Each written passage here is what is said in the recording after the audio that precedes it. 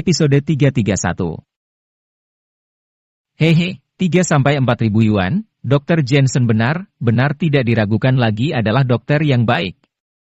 Arnav tersenyum tipis, tersirat rasa superior dalam senyumannya, istrinya juga tersenyum dengan bangga. Apalagi Nela, dia memberikan tatapan penuh penghinaan pada Jensen dan berkata, jika dihitung, Arnav, ku ini mendapatkan gaji 5 juta yuan per tahun. Oleh karena itu, profesi dokter masih belum sebanding dengan manajer umum. Wah! Semua orang terperangah. Gaji tahunan sebesar 5 juta yuan di kota Asmenia sudah menjadi orang kelas atas, bahkan di seluruh Wasia juga termasuk gaji papan atas. Kita semua jarang sekali berkumpul, sudah, tidak perlu bicarakan hal ini. Saat ini, seorang wanita yang mengenakan pakaian biasa menyela. Iya, kita semua sudah tua, biarkanlah anak kita sendiri yang mengatur masa depan mereka, kita hanya tinggal menikmati hidup saja. Semua orang lainnya juga ikutan berseru, mereka semua sudah berumur dan juga tidak ingin saling membandingkan. Tentu saja, sebenarnya hanya ada sedikit orang yang berbicara, mereka yang berseru semua dari lingkungan keluarga yang biasa saja. Sebaliknya beberapa orang yang keadaan keluarganya lebih baik diam mendengus kesal.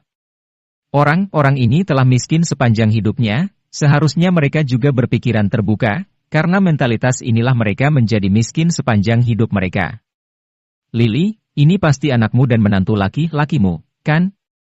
Aku ingat waktu itu kamu bilang putrimu bekerja di sebuah pabrik rajutan, lantas menantumu bekerja di mana?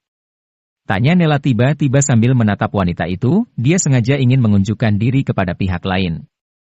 Namun, Lily sudah tua, jadi mana mungkin dia peduli dengan pendapat orang lain, hanya mendengar wanita itu terkekeh dan kemudian tertawa. Menantu lakiku, Daniel bekerja sebagai satpam di sebuah perusahaan, karena dia baru saja mundur dari ketentaraan, gajinya tidak tinggi, hanya sekitar 4.000 yuan bulan, tetapi sudah cukup untuk hidup stabil. Ujarnya sambil tersenyum puas. Iya, hidup stabil adalah hal yang terpenting, sebenarnya uang itu bukan sesuatu yang dibawa mati, hidup sederhana dan bahagia lebih baik. Beberapa orang tua beruban juga setuju dan terus mengangguk. Seketika Nela merasa sulit untuk menjawab ucapan ini dan suasana hatinya menjadi lebih tidak nyaman. Keluarga adalah berkah, mau uangmu banyak atau sedikit, itu tidaklah penting. Melihat Nela yang secara terang-terangan gagal untuk pamer, Ibu Elena juga mengucapkan beberapa patah kata sambil menatap pemuda itu, menurutku, Nak Daniel ini adalah pria yang baik, jujur, dan teguh, dia adalah menantu laki yang baik. Mai, menantu lakimu juga tidak buruk kok. Dia menyelamatkan nyawa orang dan membantu yang terluka. Wanita yang berpakaian biasa itu tersenyum, ketika dia mendengar gaji Jensen juga tidak tinggi, dia langsung merasa bahwa Jensen sangat akrab dengannya. Jensen juga mengangguk sedikit pada Daniel, kemudian dia tersenyum sopan tapi juga tidak rendah hati, ada sedikit aura seorang tentara di senyumnya. Oh iya, Bu, ngomong-ngomong, terakhir kali bukankah kamu memintaku untuk memperhatikan pasar saham? Akhir ini aku melihat sepertinya perusahaan ini adalah saham yang bagus. Pergerakan mereka sangat sehat dan stabil belakangan ini. Volume perdagangan mereka juga membesar. Sebentar lagi saham mereka pasti akan naik. Saat ini, Arnav tiba-tiba menyeletuk kepada Nela. Ketika dia berbicara, dia mengeluarkan laptopnya sambil menunjuk ke layar. Begitu membicarakan saham, seketika banyak tatapan orang tua yang berbinar-binar, karena mereka sudah pensiun. Jadi biasanya waktu luang mereka digunakan untuk bermain saham. Begitu mereka mendengar rekomendasi saham bagus dari Arnav, mereka semua jadi agak tergerak. Dan mengingat lagi tentang karir Arnav sebagai seorang manajer investasi, konsultan keuangan, dan manajer umum dari Lukas yang memiliki separuh kota Asmenia, saham yang dia rekomendasikan pasti dapat dipercaya. Arnav, bisakah kamu menjelaskannya dengan lebih detail lagi? Tanya seorang wanita tua dengan sopan. Tidak masalah. Arnav tersenyum, kemudian memindahkan laptop ke arah kerumunan dan kemudian menjelaskannya secara perlahan. Saat mendengar saham ini memiliki prospek yang sangat bagus, bahkan Ibu Elena yang tidak begitu mengerti saham juga tergerak, adapun semua orang tua yang ada di sana juga menjadi lebih antusias dan ramah kepada Arnav, hal ini sangat memuaskan kesombongan Nela. Meskipun Jensen tidak begitu memahami pasar saham, tetapi begitu melihat grafiknya yang mencatat banyak data dan tebakan, Jensen merasa ini semua adalah tebakan Arnav sendiri. Begitu Jensen melihat Ibu Elena juga ingin bermain, seketika dia langsung menelepon Elisa dan beberapa saat kemudian Jensen menutup telepon sambil menggelengkan kepalanya, berkata, "Saham ini kurang bagus. Jika kalian berinvestasi, maka dalam 2 atau 3 hari kemudian kalian akan rugi." Elisa sangat pandai dalam hal komputer, ditambah lagi dengan Jensen yang memiliki koneksi yang baik. Hanya dengan bertanya sedikit saja Jensen mungkin sudah tahu apa yang sebenarnya terjadi. "Apa yang kamu bicarakan?" Arnav tengah memperkenalkan saham, begitu disela Jensen dengan ucapan seperti itu, seketika raut wajahnya menjadi gusar. "Aku itu lulusan luar negeri jurusan keuangan, dan aku pernah bekerja di Wall Street, aku telah melihat banyak kasus. Makanya aku yakin kalau saham ini 90% akan naik. Kalau kamu tidak mau bermain, ya terserah. Tapi kenapa kamu malah menghalangi para paman dan bibi yang mau menghasilkan uang?" Ketika Arnav mengatakan ini, semua bibi mulai mengeluh sambil menatap Jensen. Dengan raut wajah tidak peduli Jensen tertawa, jika semua investasi di dunia ini dapat dihitung dari teori dan kasus, maka para milioner sudah memenuhi jalan sekarang. "Apakah kamu sedang meragukan aku?" tanya Arnav sambil menatap Jensen dengan sengit. "Tidak bisa dibilang meragukan juga, maksudku adalah teori yang kamu pelajari pasti berasal dari buku, dan jika orang yang menulis buku itu begitu hebat, lantas mungkin dari awal dia sudah berkuasa, untuk apa lagi dia menghasilkan uang dari menjual buku? Adapun untuk kasus, pasar saham ini terus berubah-ubah dan per detiknya pasti ada ribuan kasus. Kecuali kamu pernah memegang semua kasus, maka pengalaman tidak akan banyak membantu. Selain itu grafik saham ada di tangan para kapitalis, dan saham yang kamu katakan ini berasal dari sebuah perusahaan di kota Asmenia, dalam kata lain, orang yang mengontrol saham ini juga orang kaya di kota Asmenia." "Omong kosong." Tiba-tiba Arnav memukul meja dengan keras, berucap sangat hangat hebat, "Lantas apakah kamu mengenal para orang kaya di kota Asmenia? Jadi kamu mendapatkan sedikit info dari mereka?" Pada dasarnya, investasi saham adalah perjudian. Bahkan jika itu adalah seorang kapitalis maka dia hanya lebih banyak berinvestasi daripada orang biasa, ini hanyalah masalah keberuntungan siapa yang lebih baik, itu saja. Tampaknya, pengetahuan teori sahammu bagus, tetapi kamu belum banyak berinvestasi. Jensen menggelengkan kepalanya, "Kalau begitu, bagaimana kalau kita bertaruh?" "Bertaruh bagaimana?" Emosi Arnav juga tersulut, baru saja dia kembali dari wisuda dan bekerja di perusahaan Tuan Lukas. Semua orang sangat optimis tentang dia, tetapi seorang dokter kecil ini berani meragukannya. Hal ini sangat injak jurusan dan pengetahuan akademisnya yang telah dia dalami selama bertahun-tahun. Tentu saja, dia tahu apa maksud Jensen menentangnya, sepertinya karena dia tidak ingin ibu mertuanya dikalahkan. Tetapi, dia yang mengkhususkan diri dalam bidang medis ingin bertarung di bidang yang sangat Arnav sangat kuasai, bukankah ini sama saja dengan cari mati? "Taruhan saja di saham yang kamu katakan ini, dalam kurun waktu setengah jam pasti akan turun," seru Jensen dengan nada yang datar. Sebelumnya ketika dia bertanya di telepon, Elisa juga telah menjelaskan karakteristik saham ini, bahkan orang yang ada di belakang layar adalah Markus. "Saham sebesar ini akan jatuh dalam waktu setengah jam? Apakah kamu sedang menggodaku? Baiklah aku akan bertaruh denganmu, tetapi jika kamu kalah, kamu harus meminta maaf kepada ibuku dan kepadaku dengan tulus," ujar Arnav dengan senyum yang sinis. "Setuju, tapi jika kamu kalah, maka kamulah yang harus meminta maaf kepada diriku yang hanyalah seorang dokter." Jensen mengangguk, kemudian dia langsung membuat menelepon lagi. "Elisa, tolong bantu aku beli saham yang tadi, bisa beli berapapun, terserah kamu, pokoknya tidak melebihi 5 juta. Tapi, Pak Jensen, saham ini benar-benar sebuah jebakan. Markus hanya menggunakan saham ini untuk mengumpulkan uang, kalau kamu beli, kamu pasti akan rugi." "Tidak apa-apa, uang ini bisa aku minta lagi kepada Kak Markus, lakukan saja sesuka hatimu." Setelah itu, Jensen menutup teleponnya, wajahnya terlihat sangat santai. Dengan raut wajah yang meremehkan, Arnav tertawa, "Hanya tahu berpura-pura saja, masih bilang 5 juta pula, memang kamu memiliki begitu banyak uang." Bibi dan paman yang hadir di sana juga tidak percaya dengan Jensen, bagaimanapun Jensen hanyalah seorang dokter, mana mungkin Jensen bisa lebih baik daripada Arnav dalam bidang investasi? Kode 332. Jensen, ini. Ibu Elena yang tidak begitu mengetahui saham juga merasa Jensen akan kalah. Tidak apa-apa, kita tunggu saja. Jensen masih terlihat yakin. Aktingmu bagus, tapi tetap saja orang awam. Arnav tidak bisa menahan diri untuk mencela, kamu sama sekali tidak tahu kalau 5 juta yuan bukan apa-apa untuk saham sebesar ini. Apakah kamu benar-benar berpikir kalau 5 juta yuan akan membuat stok ini turun sampai batas terendahnya?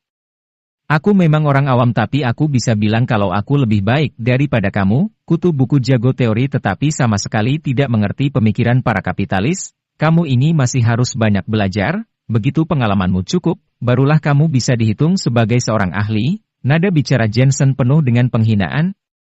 Arnav juga tidak bisa menahan emosinya. Dia langsung menunjuk ke arah laptop sambil berkata, berpura-puralah semaumu, jangankan tunggu setengah jam, tunggu sampai pasar saham tutup pun aku bersedia. Aku ingin melihat apakah saham ini benar-benar akan jatuh atau tidak. Jika iya, maka aku akan langsung memakan laptop ini. Belum selesai kata itu dia lontarkan, seketika ada perubahan pada laptopnya, saham yang tadinya hijau kini berubah menjadi merah. Mereka yang tidak bermain saham pun tahu kalau ini artinya saham telah jatuh ke batas tertentu. Selain itu, tidak sampai setengah jam. Hanya memerlukan waktu 10 menit. Mana mungkin? Arnav menatap mata Jensen dengan sengit. Jensen meliriknya sekilas sambil tertawa terbahak-bahak, kemudian mengeluarkan telepon untuk menelepon dan suara Elisa langsung terdengar, Pak Jensen, saham ini telah jatuh barusan. Padahal aku baru saja menghabiskan 3 juta, tampaknya ini hanya menjebak jumlah uang kecil. Tidak apa-apa, Kak Markus bisa tahu uang siapa itu, ujar Jensen dengan nada tak peduli. Kemudian Jensen melihat Arnav yang masih berdiri dengan tampilan sakit hati seolah-olah hatinya telah tertusuk banyak duri, jurusan dan teori yang selama ini dia banggakan telah hancur berkeping-keping. Dia benar-benar hanya seorang pemula. Dan suasana di meja makan juga terasa sangat aneh. Semua sorot mata terjatuh pada Arnav, kalau saja sebelumnya mereka mengikuti sarannya membeli saham itu, lantas mereka juga akan rugi, untungnya menantu Mai menyela ucapannya dan mengamankan peti mati mereka. Paling hanya keberuntungan, dia hanya seorang dokter dengan gaji 3-4 ribu per bulan, mana mungkin dia mengerti saham, menurutku dia bahkan belum pernah keluar negeri sama sekali. Di saat-saat yang canggung ini, Nela memberikan pengelakan. Namun, begitu ucapan ini dilontarkan, semua orang malah memelototi Nela, membuat Nela sangat malu. Tadi, Arnav bahkan mengancam bahwa jika saham itu jatuh maka dia akan memakan laptopnya sendiri. Selain itu, Arnav telah meremehkan seorang dokter dan sekarang dia kalah, tetapi masih juga tidak meminta maaf kepada Jensen. Semua orang tua terus menyalahkan Arnav. Seketika Arnav langsung merasa malu, pada aulanya dia ingin memberikan kesan yang baik untuk Nela. Alhasil dia malah membuat raut mertuanya menjadi masam, kemudian dia mengalihkan pandangannya dan menatap Jensen. Jensen terlihat sedang meminum airnya, dia bahkan tidak repot-repot melihatnya seolah-olah kekalahan Arnav hanyalah masalah kecil dan Jensen tidak peduli akan permintaan maafnya. Ini adalah semacam bentuk pengabaian. Para tamu yang hormat, apakah sudah siap memesan? Pada saat ini, seorang pelayan akhirnya datang dan dengan sopan meletakkan menu di atas meja. Mereka semua saling memandang dan kemudian menatap ke arah Nela, karena orang yang mengatur reuni ini adalah Nela. Selain itu dialah yang membawa semua orang datang ke restoran ini, tentu saja mereka mengetahui apa maksudnya. Tapi tentu saja dalam lubuk hati mereka, sebenarnya mereka cukup menentang, bagaimanapun makanan di restoran ini tidaklah murah, dan pada akhirnya mereka harus membayar masing-masing. Tetapi karena sudah beberapa tahun tidak berkumpul, mereka juga tidak terlalu memperhitungkannya lagi. Kalian pesan saja.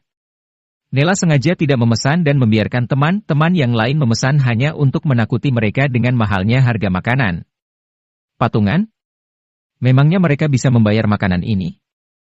Sebenarnya keluarga Nela kaya, oleh karena itu dia berencana ingin mentraktir semua orang di restoran ini untuk makan malam, tetapi karena teman-temannya tidak menyenangkannya, jadi undangan traktir ini dia tarik kembali. Ini, Rio, kamu pesan saja. Seseorang mendorong menu itu ke depan seorang pria tua berambut putih. Pria ini adalah pensiunan biro kehutanan, maka daripada itu dia telah berpengalaman dan seharusnya tahu cara memesan makanan. Oke. Orang tua itu mengangguk, tetapi setelah melihat menunya, raut wajahnya diam-diam berubah. Harga makanan di restoran ini sangat mahal, satu porsi yang paling murah mencapai ribuan, diperkirakan satu kali makan akan menelan biaya puluhan ribu. Tidak semua orang yang hadir di sini berasal dari keluarga kaya, jika dia memesan makanan yang mahal, bukankah itu akan merepotkan orang? Ini, sepertinya tekanan darahku sedang tinggi dan banyak hidangan di sini yang tidak boleh kumakan, jadi kalian saja yang pesan. Dia hanya bisa menyerahkan menunya. Tetapi semua orang di sini tidak berani mengambil menunya. Pertama, makanan di restoran terlalu mahal, bahkan patungan pun masih akan menghabiskan puluhan ribu. Kedua, pesanan yang mahal akan menimbulkan masalah bagi orang lain. Biarkan aku melihatnya.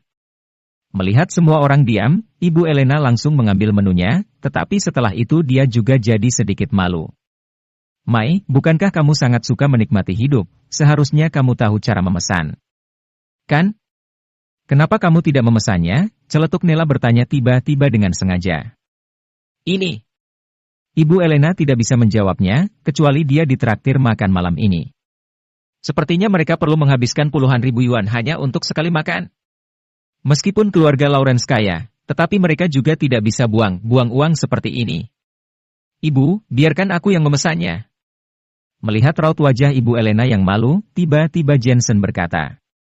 Seketika Ibu Elena merasa agak cemas. Dia tahu kalau Jensen adalah seorang dokter terkenal, tapi bukan berarti dia kaya. Dia tidak perlu menyia-nyiakan banyak uang untuk memperjuangkan hal seperti ini.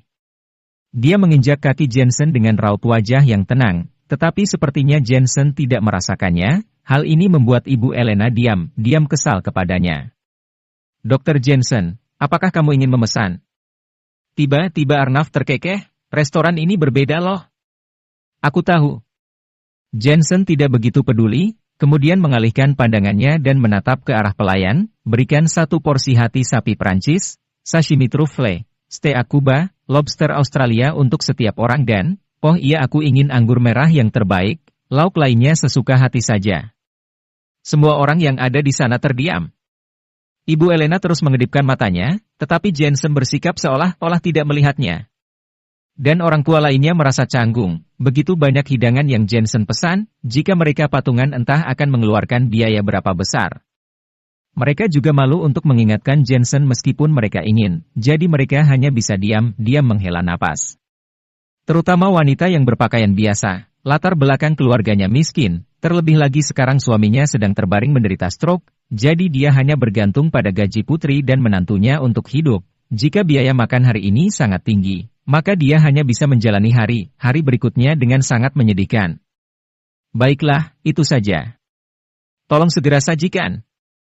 Nela terkekeh mencibir sambil melihat teman-teman sekelasnya, kemudian dia segera membuat keputusan, sementara pelayan segera pergi untuk mempersiapkan makanan.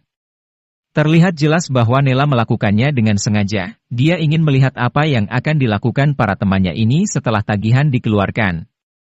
Dr. Jensen ini memang benar-benar idiot, ingin menjaga penampilan tapi tidak tahu tempat. Dia hanya seorang dokter kecil dengan gaji 3-4 ribu per bulan, dia mampu membeli makanan di restoran di ini. Arnav juga menunggu pertunjukan yang bagus, meskipun Jensen sebelumnya mengatakan 5 juta di telepon, tetapi dia tidak percaya kalau seorang dokter bisa memiliki aset sampai 5 juta yuan. Beberapa orang tua ini juga telah berkata mereka merelakan segalanya. Nanti tunggu tagihan dikeluarkan, apakah mereka masih bisa merelakannya? Mereka pasti tahu bahwa dalam masyarakat ini, uang dan kekuasaan adalah hal yang terpenting. Tidak diragukan lagi, sebuah restoran kelas atas pasti akan menyajikan makanan dengan cepat. Satu persatu hidangan mulai disajikan, dari warnanya, aromanya, dan rasanya terlihat sangat berkelas. Meskipun semua orang sudah tidak memiliki niat untuk makan, tetapi sekarang makanan sudah dihidangkan, mau dikembalikan juga tidak mungkin. Makanlah, bagaimanapun juga sudah disajikan, kita bicarakan saja setelah makan nanti. Seseorang menghela napas berat dan mulai makan. Semua orang juga berpikir, mereka sudah mengeluarkan uang banyak jadi mereka tidak bisa tidak memakannya. Setelah mereka memakan sesuap, seketika hati mereka merasa sangat senang. Episode 333. Begitu semua orang mencicipi makanan lezat yang langka ini, tiba-tiba muncul senyuman di raut wajah mereka, hati sapi Prancis ini rasanya sangat otentik. Aku jadi ingat ketika aku makan di Hotel Bintang 5 Western Union Wharf. Satu porsi steak seharga 500.000 yuan. Apa? Semua orang langsung berhenti makan dan minum. Mereka tahu kalau makanan di sini sangat mahal. Tetapi mereka tidak menyangka kalau biayanya akan sebegitu mahal. Saat ini, masing-masing dari mereka memakan seporsi hati sapi Prancis, yang berarti makanan satu orang saja akan menelan biaya 500.000 yuan. Raut wajah Lily dan keluarganya menjadi pucat pasi. Masih ada lobster, steak Kobe, ditambah anggur merah ini, jika semua ditotalkan pasti akan mencapai 1 juta. Tidak perlu diragukan, Arnav cukup berpengalaman, sehingga dia bisa menebak harganya. 1 juta. Tapi kami hanya ada 15 orang, bukankah semua orang harus membayar paling tidak 100.000 yuan? Teriak seseorang. Berakhir sudah. Padahal cucuku sebentar lagi harus segera membayar uang sekolah, aduh. Hanya bisa begini. Banyak orang yang hanya menghela napas berat, tetapi mereka semua itu berasal dari keluarga kaya, sedangkan mereka yang berasal dari keluarga miskin hanya memasang ekspresi suram, apalagi menantu Lily. Daniel yang matanya sudah berkaca-kaca seperti ingin menangis. Nela, kamu ini ya? Kenapa kamu membawa kami ke sini untuk makan malam? Kamu sengaja melakukannya, kan? Orang tua berambut abu-abu itu menatap Nela dengan raut wajah yang marah. Dengan nada yang datar Nela berkata, "Lah, ini bukan urusanku, aku kan sudah bertanya kepada kalian, kalian sendiri yang setuju, bagiku makanan ini tidak mahal kok, kalian saja yang berpikir itu mahal." Kamu. Pria itu tidak bisa membantah. Memang benar Nela sudah bertanya kepada mereka, tetapi mereka mengira harga makanannya hanya akan sedikit mahal, tidak menyangka kalau akan semahal ini. Nela, kami tidak bisa dibandingkan denganmu, keluargamu kaya, bahkan bisnismu saja sampai ke luar negeri, tapi kami apa? Kami hanyalah pekerja biasa. Ya mau bagaimana lagi, lantas apakah kalian ingin aku traktir? Kalau aku tidak salah ingat, aku sudah beberapa kali mentraktir kalian, apakah kalian tidak malu terus-menerus makan gratis? Ujar Nela, dia berkata seolah-olah ini bukan urusannya. Kemudian dia menatap Jensen lagi dan berkata, selain itu, bukan aku yang memesan makanannya, tetapi menantu Mai. Kalau mau menyalahkan, salahkan saja dia. Iya, Dr. Jensen, kenapa kamu malah memesan makanan yang begitu mahal? Kamu juga tidak mampu membayarnya, tidak ada gunanya memaksakan keadaan hanya demi membahagiakan mertua. Tiba-tiba Arnav juga menyeletuk, gajimu saja tidak tinggi, tidak sebanding denganku, bagiku makanan ini hanya beberapa bulan gaji saja, tapi bagimu pasti sulit. Apanya yang dokter terkenal? Memang dokter terkenal punya uang. Jika dia mengeluarkan 1 juta, semua dokter juga pasti akan menundukkan kepalanya dan patuh memeriksa penyakitnya. Cuy! Dokter kecil saja sombongnya minta ampun. Masalah itu didorong ke sisi Jensen dan membuat Ibu Elena merasa malu. Dia juga tidak ingin menyusahkan teman-temannya, tetapi makanan sudah dimakan, lantas apa lagi yang bisa dia lakukan? Dia hanya bisa melihat Jensen dengan perasaan kecewa, dalam hati bergumam, ibu tahu kamu anak yang berbakti dan ingin memberikan ibu kesan yang baik, tapi kamu harus melakukan apa yang kamu bisa saja. Dan sekarang mereka harus membayar patungan 100.000 yuan untuk sekali makan, meskipun keluarga Lawrence kaya tapi mereka tidak akan bisa mentraktir semua orang, hanya bisa patungan. Pada saat ini, seorang bibi yang mengenakan pakaian biasa akhirnya berseru, 100.000 yuan seorang? Kami ada bertiga berarti 300.000 yuan. Sudah lama keluarga kami ingin membeli rumah, tetapi uang mukanya tidak cukup, harga makanan ini bisa digunakan untuk uang muka. Lily. Semua orang ingin menenangkannya tapi mereka tidak tahu harus bagaimana. Selain itu, mereka juga harus mengeluarkan begitu banyak uang dan sangat menyakitkan. Daniel hanya mengepalkan tinjunya erat-erat dan berkata dengan tegas, Ibu, jangan khawatir. Aku bisa berkorban untuk membayar makanan ini walaupun harus mencuci piring. Lily, kamu memiliki menantu yang sangat baik.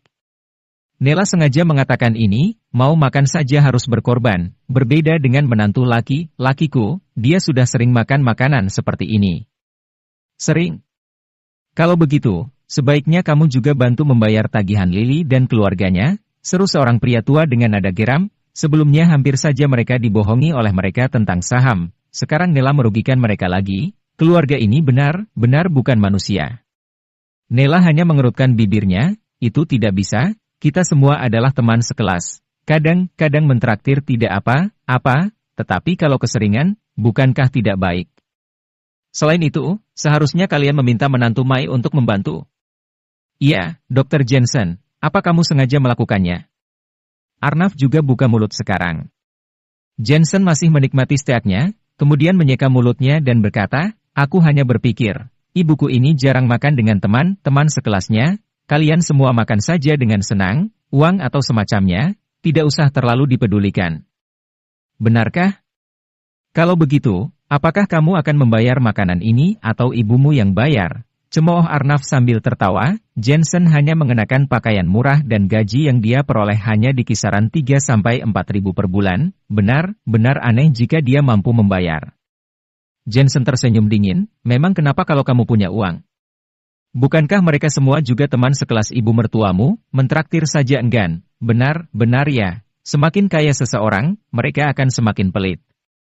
Kamu. Arnav merasa tidak senang. Kamu banyak membual.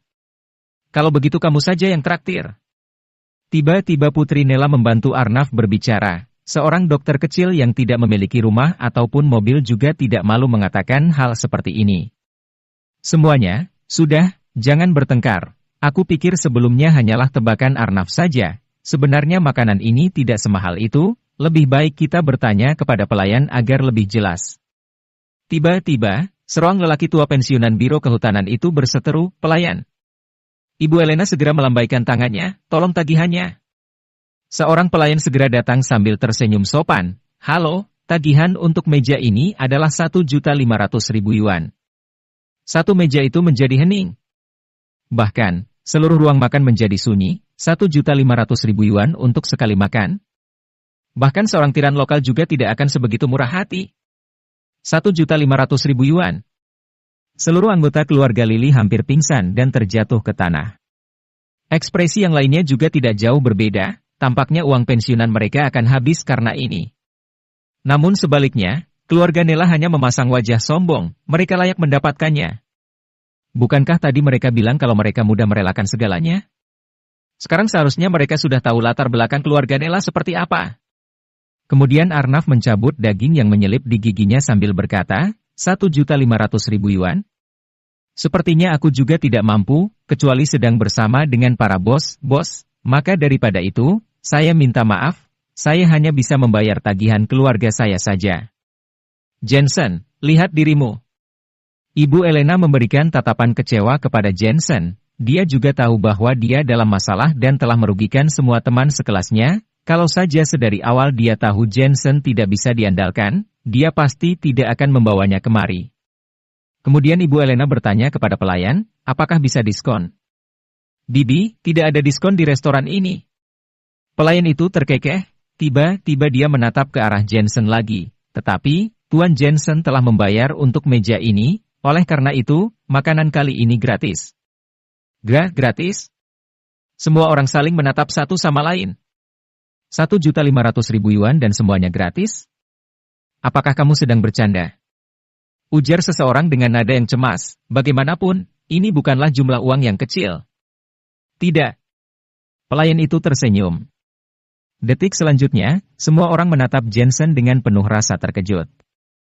Jensen hanyalah seorang dokter dengan gaji 3-4 ribu sebulan, lantas bagaimana bisa dia membayar ini untuk semua orang? Mustahil, di sini tidak mungkin gratis. Nela tiba-tiba berteriak, dengan teriakannya ini, semua orang jadi semakin kesal dengannya, mereka semua merasa Nela sengaja melakukan ini agar dia bisa terlihat lebih superior. Pelayan, apakah kamu membuat kesalahan?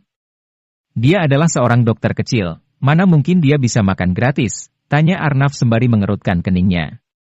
Jadi begini, Tuan Jensen juga merupakan pemilik toko kami, karena harga sewa di sini 500.000 per bulan, oleh karena itu dia gratis makan di sini hanya dengan membayar sewa 3 bulan. Selain itu semua toko yang ada di deretan ini adalah milik Tuan Jensen, ujar pelayan itu menjelaskan dengan sikap yang baik. Episode 334. Toko ini milik Jensen. Bukan hanya satu, melainkan sederet. Ini? Semua orang tercengang. Tentu saja, yang paling terkejut adalah keluarga Nela, terutama Arnav yang merasa sangat malu. Dia memang menghasilkan 5 juta setahun. Tetapi itu juga dia harus bekerja keras. Namun, Jensen hanya dengan mengumpulkan uang sewa saja. Misalkan harga sewa satu toko adalah 500.000 per bulan, maka dalam setahun Jensen sudah bisa mendapatkan setidaknya 6 juta yuan per satu toko.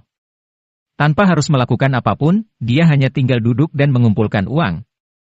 Apa ini bisa dibandingkan dengan Arnav? Saat ini, dengan nada yang sopan pelayan itu berkata lagi, selain itu, restoran kami ini juga termasuk perusahaan catering milik grup Dorchane. Oleh karena itu, sebenarnya dari awal Tuan Jensen juga sudah gratis makan di sini.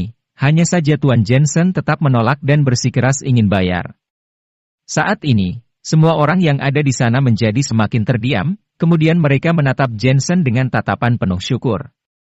Jensen, kamu. Ibu Elena juga tidak menyangka kalau ternyata Jensen memiliki begitu banyak toko. Dia adalah seorang bos. Ibu, yang penting kamu bahagia. Jensen terkekeh. Sebenarnya 60 juta hanya uang sewa di Mall Emerald, jika ditambahkan dengan semua toko di jalan utara, maka pendapatan tahunannya mungkin akan mencapai ratusan juta. Hanya saja Jensen tidak terlalu mementingkan uang, maka daripada itu semua uangnya dia masukkan ke dalam satu rekening dan tidak begitu memperhatikannya. Jensen, terima kasih. Pada saat ini, Daniel mengucapkan terima kasih atas nama ibu mertuanya. Tidak apa-apa, hanya makanan saja kok, yang penting semua orang bahagia. Ujar Jensen. Mai, untung ada kamu. Semua orang tua memandang Ibu Elena sambil tersenyum, menantumu ini sudah sangat berbakti, dia juga murah hati. Mana ada, asal dia dan putriku hidup bahagia, aku sudah sangat puas. Seketika Ibu Elena merasa sangat bangga dan bersyukur. Dia merasa bahwa menantu laki rumahannya yang pecundang sebenarnya adalah berkah dari surga yang diturunkan kepadanya. Lily, jangan terlalu diambil hati. Kita semua ini sudah tua, sudah bau tanah, berkumpullah sesering mungkin. Hati yang bahagia adalah hal yang paling penting, seru Ibu Elena menghibur lagi. Terima kasih. Lily mengangguk penuh syukur sembari tersenyum pada Jensen. Menantu Mai sangat baik, dia adalah seorang dokter yang murah hati, tidak seperti menantu orang lain, sudah pelit, menipu orang tua lagi. Dia sengaja menjebak orang tua dan mengabaikannya, sindir seseorang tiba-tiba. Nela dan keluarganya sengaja membawa mereka semua ke restoran kelas atas, alhasil karena mereka tidak menyanjung keluarganya, mereka jadi tidak membayar tagihan. Masalah ini sangat menipu kepercayaan semua orang pada Nela. Coba bandingkan dengan Jensen lagi. Meskipun dia memesan banyak hidangan mahal tapi dia membayar tagihan, setidaknya Jensen tidak menipu para orang tua itu. Selain itu, Nela tampaknya sangat bangga dengan menantunya, tapi bisakah dia dibandingkan dengan menantu Mai? Dia kaya, rendah hati, dan bahkan adalah dokter yang baik hati. Menantu Nela hanyalah seorang pencatut yang kaya namun tidak berperasaan. Sebenarnya kalian bisa reuni mendaki gunung, kemudian makan makanan rumahan, makan di restoran kelas atas seperti ini hanya akan menghabiskan biaya dan merusak suasana kekeluargaan, benar-benar tidak perlu. Jensen terkekeh. Benar itu, reuni selanjutnya sebaiknya kita biarkan Mai yang mengatur saja. Lupakan saja, kita semua tidak bisa bermain dengan Nela. Semua orang tua setuju dengan Jensen dan mulai diam-diam menghina keluarga Nela. Tampaknya dia tidak akan diundang ke reuni lagi nanti. Ibu, ayo pulang. Selesai makan dan minum, Jensen pergi bersama Ibu Elena. Sekelompok orang tua yang mengikuti di belakang mereka tak henti-hentinya memuji Jensen. Ibu Elena yang mendengar semua pujian dari teman sekelasnya juga merasa seperti di madu, dia merasa keluarga Lawrence mereka telah mendapatkan seorang menantu idaman. Ibu, reuni kali ini bagaimana? Tanya Jensen setelah meninggalkan Mall Emerald. Itu sangat baik, sangat amat puas. Wajah Ibu Elena bersemu merah, senyum yang tampak di sudut wajahnya menjadi semakin lebar. Jensen dan Diana saling menatap satu sama lain dengan senyum di wajah mereka. Setelah berpamitan dengan mereka, Jensen kembali ke puncak Bukit Merkuri dan segera menelepon Markus. Halo, Kak Markus, jadi begini, apakah kamu memiliki gedung perkantoran yang cocok? Aku ingin membeli satu darimu. Adikku Jensen, untuk apa aku perhitungan denganmu, ingin membeli seperti orang asing saja. Aku memiliki banyak gedung perkantoran di sini, memang untuk siapa? Ayah mertuaku. Baiklah, besok aku akan memberitahumu lagi agar kamu bisa menyampaikannya kepada ayah mertuamu. Adapun masalah uang, lupakan saja. Selain itu dermaga Western Union juga masih sedang dalam tahap pengembangan. Terakhir kali kamulah yang membantu aku merebut tanah ini dan aku belum membayar hutang budi kepadamu. Kapan kamu punya waktu luang? Datang kemari untuk melihat-lihat. Beberapa hari lagi, maaf aku jadi harus merepotkanmu untuk urusan ayahku ini. Pada awalnya Jensen ingin membayar, tetapi dia tetap tidak bisa mengalahkan Markus. Kemudian di saat ini, Markus mengubah topik pembicaraan mereka dan tertawa. Jensen, apa pendapatmu tentang grup Custer? Terakhir kali di kapal pesiar, Presdir Martin sudah bersikap impulsif kepadamu, tetapi dia juga sudah tulus meminta maaf. Selain itu anak perempuannya sangat kasihan. Entah apakah kamu bisa memberikanku sedikit wajah? Kak Markus, aku pasti akan membantumu dengan hal-hal lain. Hanya saja aku tidak dapat membantumu dengan ini. Seketika raut wajah Jensen menjadi dingin. Markus merasa canggung dan bertanya, kenapa? Apakah kamu masih kesal dengan kejadian di kapal pesiar? Kak Markus, aku ini bukanlah orang yang menyimpan dendam. Masalah di kapal pesiar, dia tulus minta maaf dan aku langsung melupakannya. Bagaimanapun aku ini seorang dokter, sudah menjadi tanggung jawabku untuk menyelamatkan orang, jawab Jensen dengan nada yang dingin. Tapi tahukah kamu? Ketika aku kembali di keesokan harinya, Presdir Martin itu mengundang orang datang ke aula Singlin untuk membuat kegaduhan, dan di malam hari, dia malah mengancamku, menurutmu apakah ini sikap yang pantas untuk mengundang seorang dokter? Markus tertegun sejenak, kemudian dia mulai mengumpat, dasar bajingan.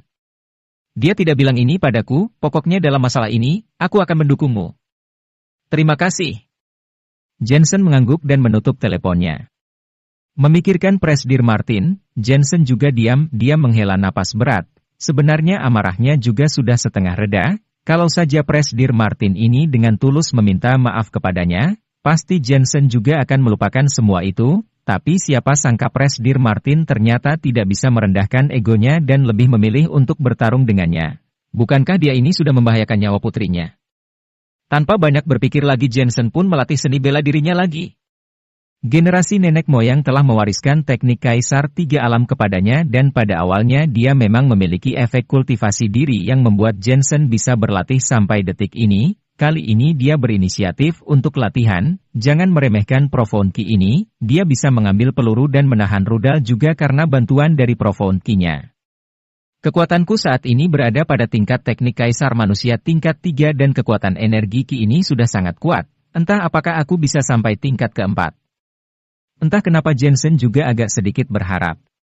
Mungkinkah setelah berlatih seni bela diri misterius ini dengan sangat ekstrim, dia bisa menjadi seperti para ahli seni bela diri di film yang bisa memanjat atap dan berjalan di atas tembok serta memiliki kekuatan internal yang tak tertandingi.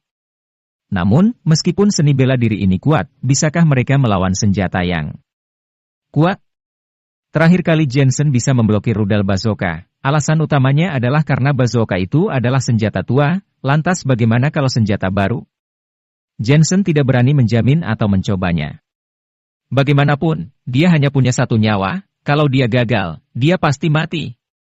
Satu malam berlalu dengan tenang, Jensen juga menyadari bahwa meskipun dia tidak tidur sepanjang malam, tetapi dia merasa semangatnya tetap membara, bahkan dia merasa lebih baik bangun daripada tidur.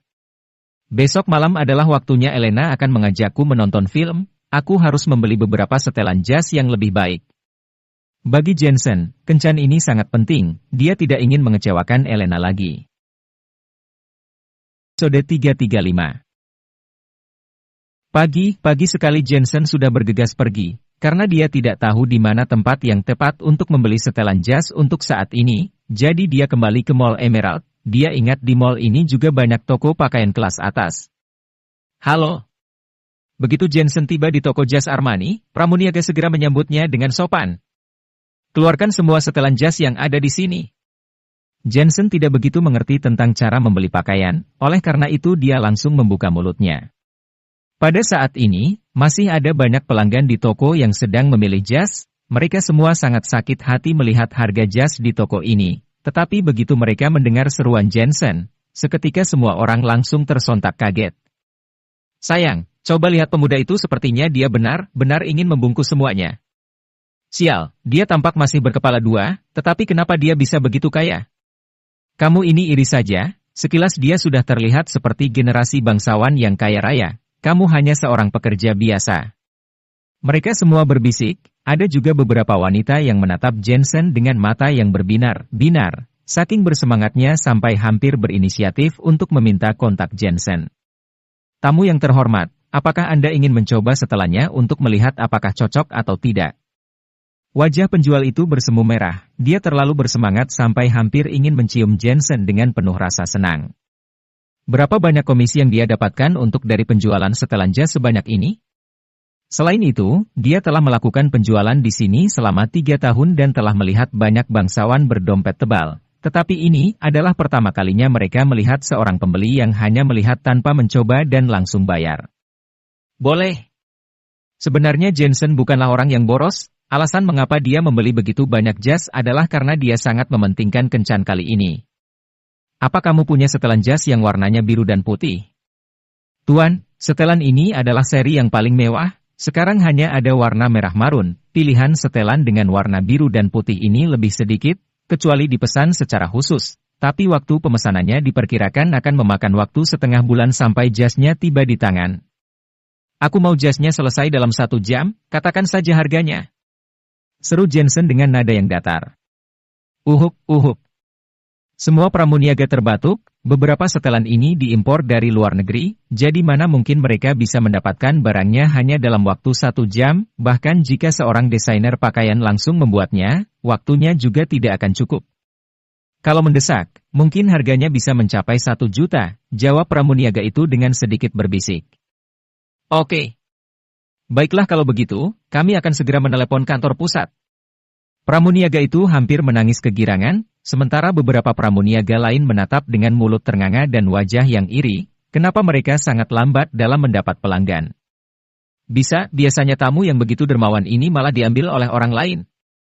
Tagihannya, jam tangan, dasi, sepatu kulit, setelan, semuanya berikan aku masing-masing 1, aku akan mengambilnya lagi dalam 1 jam.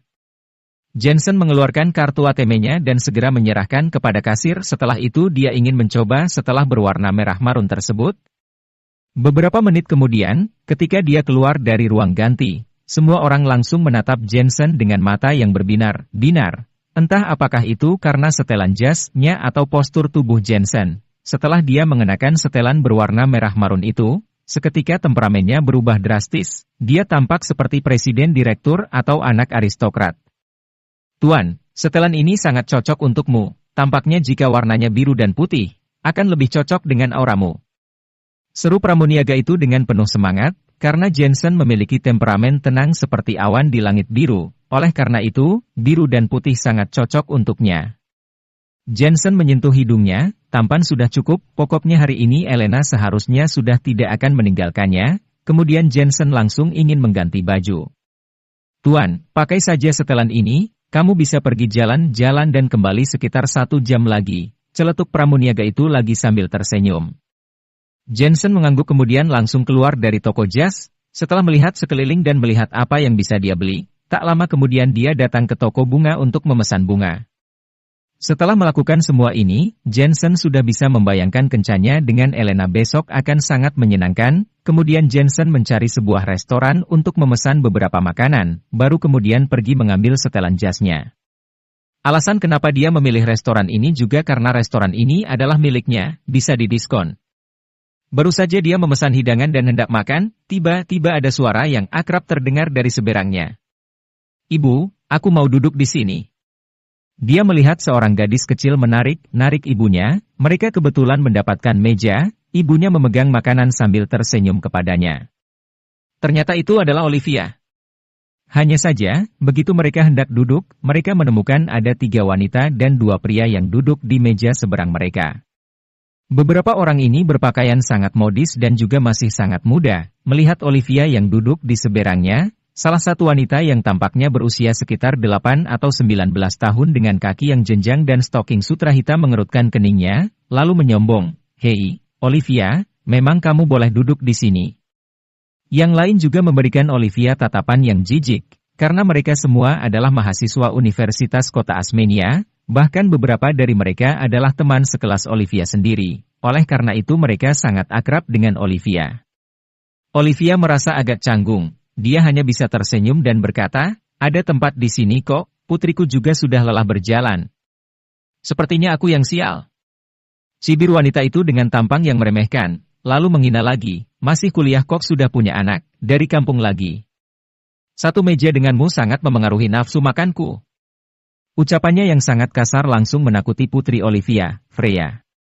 Dia hanya berdiri di sana dengan kepala tertunduk, tidak duduk ataupun berdiri, Freya hanya merasa sangat rendah diri. Olivia hanya menggertakkan giginya tanpa mengatakan apa-apa, dia pun menggendong putrinya di pangkuannya. Angelina, siapa dia? Seorang pria yang terduduk di sebelahnya bertanya dengan penuh rasa ingin tahu. Oh, dia adalah senior di universitas kami. Dia berasal dari pedesaan, tidak pintar belajar, dan sering pergi untuk bekerja di luar menjadi pelayan dan perawat rumah sakit kampus. Dia sering membagikan selebaran, konon katanya dia juga menjadi pengamen di warung makan, sangat memalukan. Seorang gadis berkacamata langsung menjelaskan kepadanya, murid seperti Olivia yang datang dari desa ini sangat membuat mereka malu. Lihat dia, masih belajar sudah punya anak, lantas bagaimana dia bisa ada yang mau menikahinya di masa depan? Raut wajah seorang gadis muda yang mengenakan stoking hitam langsung penuh dengan kesombongan.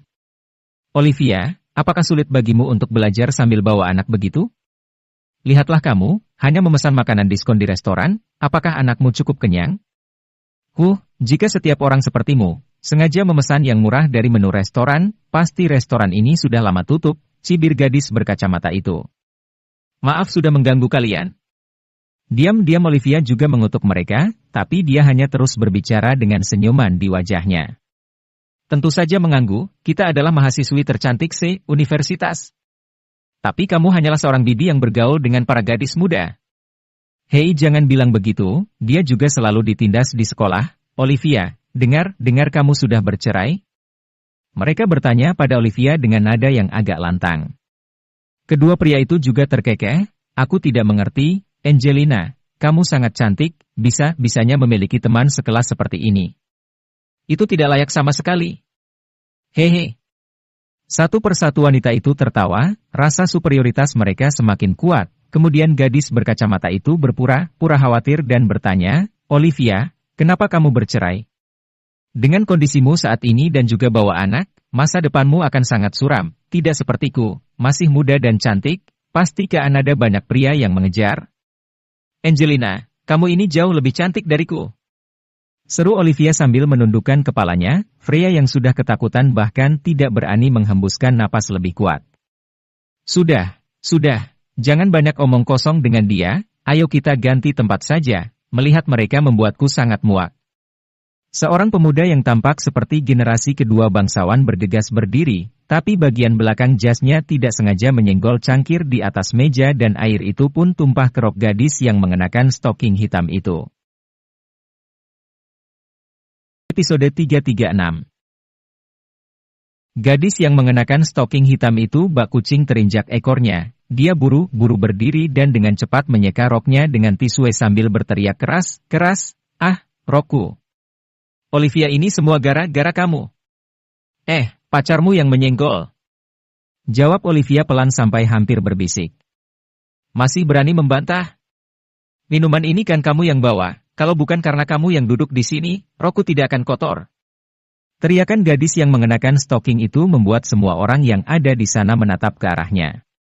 Olivia dan Freya semakin merasa malu, apalagi Olivia dia lahir di pedesaan dan sekarang memiliki seorang anak. Oleh karena itu dia selalu merasa dirinya lebih rendah daripada orang lain. Kemudian dia segera meminta maaf ini salahku, aku akan ganti rugi untuk rokmu. Ganti rugi? Memangnya kamu mampu? Kamu tahu tidak berapa harga rokku? Kamu bekerja seumur hidup pun tidak akan mampu membayarnya. Gadis itu kemudian menunjuk ke arah pria yang tampak seperti anak bangsawan dan mengadu, Tuan Eren, lihat dia mengotori hadiah ulang tahun darimu. Rok ini adalah merek Chanel. Olivia, ini memang salahmu, semua ini terjadi gara-gara kamu dan putrimu yang menjijikkan itu. Seharusnya kamu tidak duduk di sini, sekarang lihat kan, kamu telah mengotori rok Angelina dan kamu juga tidak akan mampu ganti rugi. Rok ini seharga 30.000 yuan, apakah upahmu sebanyak itu? Dasar menjijikkan. Sangat memalukan. Yang lainnya juga ikut menegur. Wajah Olivia memerah padam, sementara mata Freya sudah lembab hampir menangis. Ganti rugi. Aku beritahu ya, jangan kira kamu miskin lalu bisa cari alasan, pokoknya hari ini kamu harus menyenangkan pacarku atau aku tidak akan pernah selesai denganmu. Pria yang perawakannya seperti anak bangsawan dan dipanggil Tuan Eren menunjuk ke arah Olivia, akan tetapi begitu dia selesai berbicara seketika dia tidak bisa bergerak. Karena di belakang Olivia berdiri seorang pemuda yang tampan dengan tangan di saku, kemudian perlahan-lahan menghampirinya. Anehnya, cara jalan pemuda ini sangat-sangat biasa saja, tapi bisa memberikan orang yang melihatnya perasaan yang sangat kuat, karena mereka semua dapat melihat bahwa pakaian yang dikenakan pemuda itu adalah barang mewah yang mahal. Detik ini, bukan hanya dia yang tercengang, tetapi Angelina beserta yang lainnya juga tercengang melihatnya, di pikiran mereka hanya ada dua kata, sangat tampan.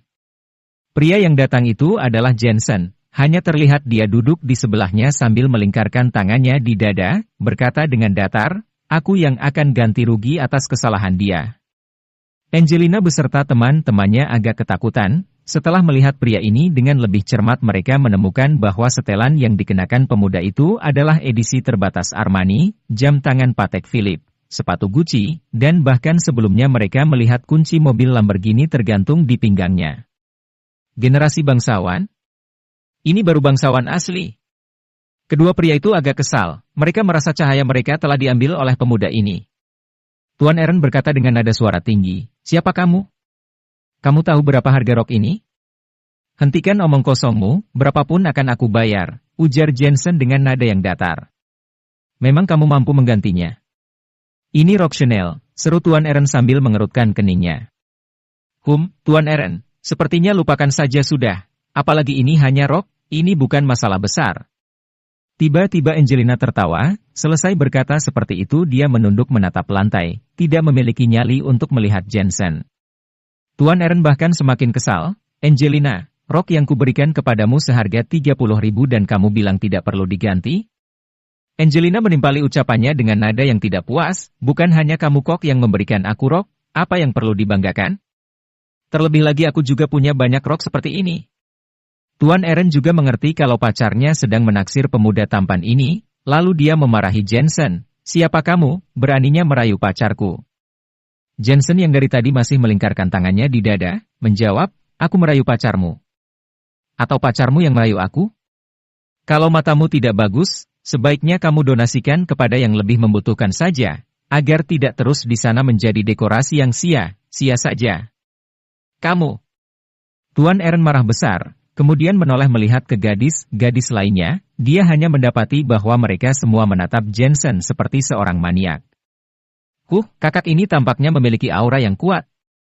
Pasti ada banyak gadis yang mengejarnya, tidak seperti aku yang dikejar oleh Eva seorang. Pria lainnya juga cemburu, kemudian menyindir dengan kejam.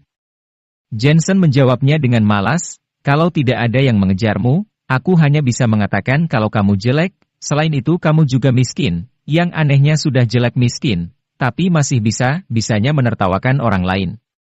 Pria itu tertegun sejenak kemudian tersenyum paksa. Laki-laki itu tidak bergantung pada uang, tetapi pada kemampuan, untuk apa punya uang punya penampilan tapi hanya pria yang lemah. Memang kamu punya kemampuan? Aku bisa memperkirakan kamu berlari sebanyak 2 atau 3 putaran mengelilingi mall ini juga paling sudah lelah seperti seekor anjing. Jensen tersenyum sinis. Kamu. Pria itu sangat kesal, tetapi jika dikatakan memang dia tidak bisa menandingi Jensen, dia tidak setampan Jensen dan dia juga tidak memiliki aura sekuat Jensen. Seketika dia pun sangat malu sampai tidak bisa membantah. Chris, bukannya aku menyalahkanmu, tetapi bahkan aku saja mengira kamu tidak jantan. Terakhir kali aku menyuruhmu membawa galon ke asramaku saja kamu sudah kelelahan, sudah jujur saja aku sangat meremehkanmu.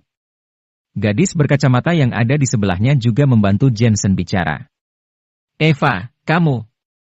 Pria bernama Chris itu sangat marah sampai hidungnya memerah. Dua orang pria itu kehilangan muka mereka dan lekas pergi dengan geram. Pacar mereka telah ditarik oleh pangeran misterius itu, jika mereka tetap tinggal lantas hanya akan semakin malu saja.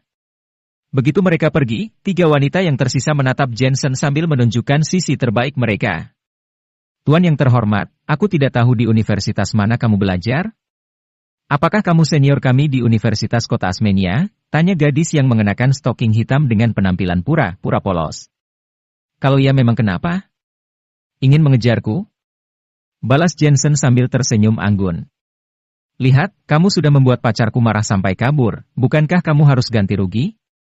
Gadis yang mengenakan stoking hitam menatap Jensen dengan mata yang bulat seperti buah persik. Selama dia bisa merayu Jensen, maka pangkatnya akan langsung naik menjadi bangsawan, dan Tuan Eren yang sebelumnya, keluarganya hanya membuka sebuah pabrik kecil tentu saja tidak termasuk bangsawan. Ya, kalau kamu adalah senior kami bisa dong kita bertukar nomor WhatsApp. Nanti begitu kami menemukan kesulitan di suatu pelajaran, kita jadi bisa bertanya kepada kakak. Ujar gadis berkacamata yang tidak mau kalah dan raut wajahnya tampak sangat antusias. Namun Jensen hanya tersenyum tipis dan menoleh untuk melihat Olivia. Hanya terlihat Olivia masih tersentak kaget, bahkan Freya tampak sangat antusias. Kemudian pada saat ini Jensen berdiri dan menggendong Freya dan di saat yang sama dia mencibir. Maaf, aku tidak nafsu kepada wanita, apalagi yang menganggap dirinya selalu benar dan sangat miskin. Kamu. Ketiga wanita itu menatapnya, barusan pemuda ini memanggil mereka. Jensen hanya menunjuk mereka dengan anggun kemudian dia melambaikan tangannya memberi isyarat selamat tinggal sambil menggendong Freya pergi. Semua kejadian ini pun berlalu seperti air mengalir. Oh iya, ngomong-ngomong, kalian bilang Olivia tidak punya pacar. Mohon maaf, aku pacarnya. Ketika Angelina dan teman-temannya hendak menyerah, suara Jensen terdengar lagi dan ucapannya membuat mereka semua tercengang. Sejak awal, mereka telah memandang rendah Olivia dan merasa bahwa hidup Olivia sangat sengsara. Dia berasal dari kampung, lalu hamil sebelum menikah, dia sama sekali tidak berada di dunia yang sama dengan mereka. Tapi sekarang, seorang pria yang tampan dan kaya malah menganggap mereka pelacur dan sebaliknya mengaku sebagai pacar Olivia. Sekarang, apakah mereka masih memiliki muka untuk berpura-pura di depan Olivia? Apakah mereka pantas menertawakan orang lain? Tuan Jensen, makanan yang Anda inginkan sudah kami bungkus. Saat ini, seorang manajer restoran berkata kepada Jensen yang sudah hampir ingin pergi. Kemudian Jensen mengambil makanannya, lalu pergi dengan tenang. D337 Tuan Jensen? Angelina dan teman-temannya tercengang lagi. Benar saja pemuda tampan dan kaya raya itu adalah tambang emas. Ah, kenapa dia tidak menaksir mereka? Menarik. Beberapa pelanggan lain yang ada di restoran itu menyiratkan tatapan mengejek pada ketiga wanita itu. Tamparan ini membuat mereka belajar bagaimana cara menjadi manusia. Masih muda, makan minum bergantung pada orang tua, pakaian dari orang tua juga, tapi tidak bisa belajar apapun, hanya bisa memandang orang sebelah mata saja. Mereka sama sekali tidak sadar bahwa tanpa bantuan orang tua, mereka bukanlah apa-apa. Setelah meninggalkan restoran, Jensen mengambil setelannya dan mengantar Olivia pulang. Pak Jensen, sebelumnya terima kasih banyak. Ujar Olivia sambil menatap Jensen dengan penuh rasa bersyukur. Jensen masih menggendong Freya, lalu mendapati Freya sudah tertidur di pundaknya, lalu Jensen terkekeh, lain kali jika kamu dihadapkan dengan orang seperti itu kamu harus melawan balik. Jika tidak kamu akan terus diinjak-injak oleh mereka. Sama seperti perilaku bullying di sekolah-sekolah. Jika punya keberanian mereka segan terhadap kamu. Aku juga ingin melawan, tetapi latar belakangku dan apa yang telah aku alami membuatku tidak punya kepercayaan diri untuk melawan balik. Ujar Olivia sambil menundukkan kepalanya, dia telah menikah dari begitu muda dan menikah dengan orang yang salah, ditambah dengan kondisi keluarga yang buruk, jadi sejak dini dia telah membentuk kebiasaan merendahkan diri. Kamu ini terlalu mementingkan pendapat orang lain, hidup manusia itu tidak lama, jika kamu memedulikan ini, bukankah akan sangat melelahkan?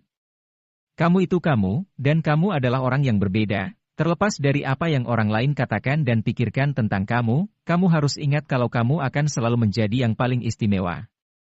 Jensen menghibur, mau bagaimanapun, tidak peduli apa yang kamu lakukan, akan selalu ada orang yang menentang dan mendukungmu. Mata Olivia pun berbinar. Diam-diam muncul rasa percaya diri di raut wajahnya. Terima kasih Pak Jensen.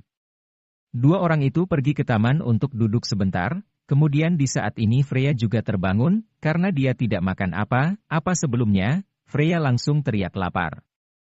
Freya, mau makan apa? Jensen membelikan Freya banyak makanan, kemudian dia sendiri juga yang menyuapinya. Di saat yang sama Jensen juga memeriksa tubuh Freya, lalu mendapati kejadian terakhir sudah tidak parah lagi. Olivia memandang Jensen dengan lembut dan seketika merasakan riak di hatinya. Karena biasanya Freya takut pada orang asing, juga sulit bagi orang biasa untuk mendekatinya. Namun Freya tidak takut pada Jensen, bahkan terkadang dia malah terlihat lebih dekat dengan Jensen daripada dengan ayah kandungnya sendiri. Setelah Freya kenyang, dia langsung bermain ke sekitar, lalu tiba-tiba nyeletuk, Jensen, terima kasih banyak karena telah membantuku 2 kali sebelumnya. Aku benar-benar tidak tahu bagaimana bisa membalas kebaikanmu. Jika kamu memiliki permintaan khusus, aku dapat memenuhinya. Jensen tercengang sejenak, tanpa sadar dia menatap Olivia, seketika dia jadi teringat dengan kejadian waktu itu. Bagaimana bisa begitu? Aku ini dokter, sudah menjadi tugasku untuk membantu orang. Wajah Jensen bersemu merah. Olivia dengan dadanya yang menarik mendekati Jensen. Jensen, kamu adalah malaikat penyelamat kami. Jika aku ingin membalasmu maka inilah yang harus aku lakukan. Jensen melirik lagi dan terus tersenyum kecut. Olivia, tolong jangan menggodaku, aku takut terdorong dan malah mengiyakanmu. Ya, kalau begitu setuju saja, lagi pula aku juga berutang budi kepadamu jika aku tidak membalasnya, maka aku akan menyesal seumur hidupku, jawab Olivia dengan ekspresi wajah yang tersipu malu. Tiba-tiba dia teringat sesuatu, aku tahu, kamu tidak menyukaiku kan? Tapi ini normal kok, karena aku sudah punya anak dan kamu adalah seorang dokter terkenal. Bukannya aku tidak menyukaimu. Jensen menggelengkan kepalanya sambil menghela napas berat, hanya saja aku ini sudah menikah, aku tidak bisa berbuat salah kepada istriku. Selain itu, aku membantumu hanya karena pertama tanggung jawab dokter dan yang kedua aku tidak ingin Freya memiliki masa kecil yang buruk, sudah itu saja. Olivia terpesona. Tampaknya dia telah salah menilai Jensen kemudian dengan wajah yang memerah dia meminta maaf, aku yang terlalu impulsif makanya bisa berkata seperti ini. Tidak masalah. Jensen tersenyum kecut melihat wajah Olivia, semakin merah semakin merasa sangat bahagia, setidaknya dia mendengar kalau Jensen bukan tidak menyukainya ataupun merendahkan dia, alasan mengapa dia tidak menyetujuinya adalah karena dia sudah menikah. Jensen, kamu pria yang baik. Olivia mengucapkan satu kata demi kata, kemudian begitu melihat Jensen sedang menatap dirinya, seketika dia menjadi malu lagi. Hanya saja kamu agak romantis, tentu saja bukan cabul. Haha. Jensen tertawa terbahak-bahak, lalu bertanya kepada Olivia tentang bagaimana pekerjaan barunya. Setelah mengobrol beberapa patah kata lagi, akhirnya Jensen berpamitan untuk pergi. Dia takut jika dia tinggal lebih lama mungkin dia akan benar-benar setuju. Setelah kembali ke villa Jensen mandi dengan air dingin, perlahan-lahan suasana hatinya menjadi tenang kembali. Keesokan harinya, pagi-pagi sekali Jensen pergi ke aula Singlin dan menemukan bahwa bisnisnya telah berkembang pesat lagi, perlahan Jensen pun merasa lega kembali. Setelah itu dia pergi ke PT Senlena, bisnis PT Senlena juga telah berjalan sesuai rencana, bahkan menempati 90% pasar di kota Asmenia. Selain itu Natasha juga mulai mendiversifikasi perusahaan serta berinvestasi di berbagai bidang.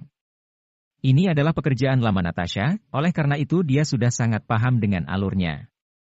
Melihat tidak ada yang perlu dikhawatirkan tentang perusahaan, Jensen kembali ke villa lebih awal, bersiap-siap untuk kencan malam ini. Wah Tuan Jensen, ini pertama kalinya aku melihatmu berpakaian sangat rapi. Di villa, Liam tersontak kaget menatap Jensen. Namun, panah malah tidak mengatakan apa-apa, dia hanya diam dan membantu Jensen merapikan dasi kupu-kupu dan hal-hal lainnya. Setelah semuanya beres, dia melihat seluruh aura Jensen berubah.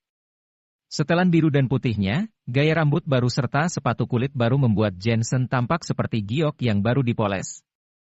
Wah, tidak diragukan lagi pria memang dilihat dari apa yang dia pakai, seru Liam. Liam, jaga mulutmu. Memang Tuan Jensen yang magis ini masih harus mengandalkan pakaian, omel Johnny memarahi. Liam tersenyum canggung, aku yang banyak bicara, aku yang terlalu banyak bicara. Sepertinya kalian menganggur, apa kalian ingin pergi ke ruang pertempuran untuk bertarung? Ujar Jensen tiba-tiba sambil terkekeh. Jangan.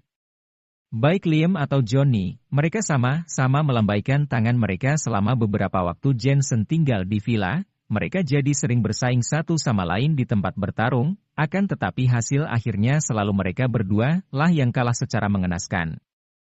Jensen memiliki energi di dalam tubuhnya, hanya saja kekurangannya adalah pengalaman tempur.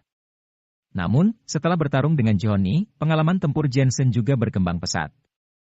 Panah, apakah akhir ini ada berita baru dari organisasi pembunuhan malam? Tanya Jensen lagi. Tuan Jensen, organisasi pembunuhan malam telah menghilang. Selain itu tidak ada berita tentang mereka kota lain di seluruh Huaxia. Menurutmu, apakah mereka akan menyerah? Tanya Liam sambil menebak-nebak. Panah menggelengkan kepalanya, tidak mungkin, organisasi pembunuh malam memiliki aturannya sendiri.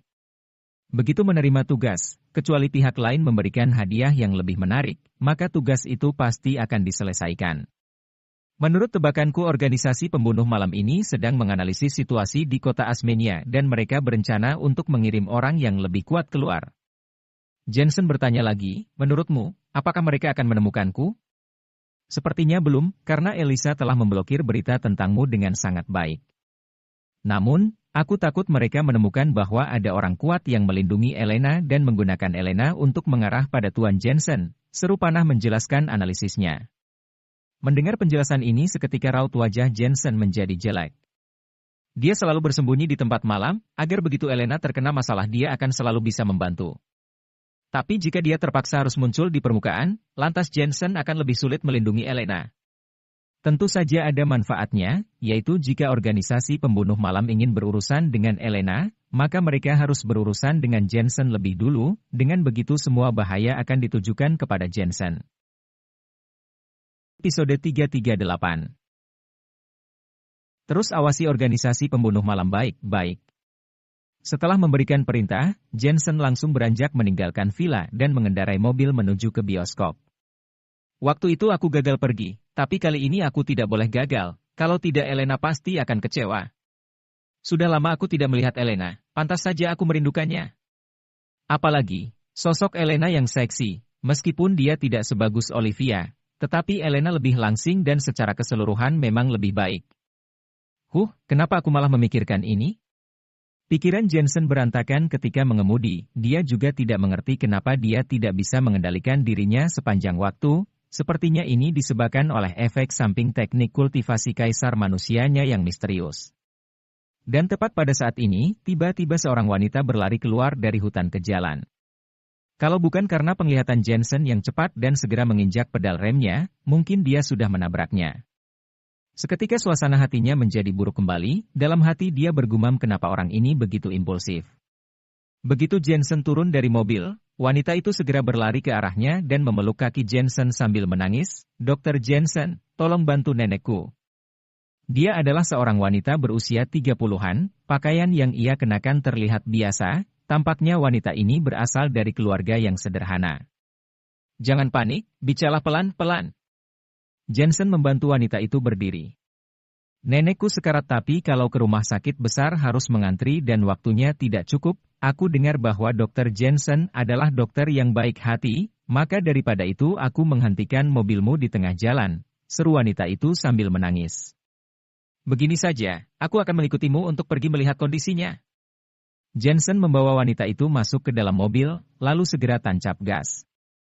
Meskipun dia juga terburu-buru untuk berkencan, tetapi masih ada 1 jam sebelum waktu kencannya, seharusnya masih sempat.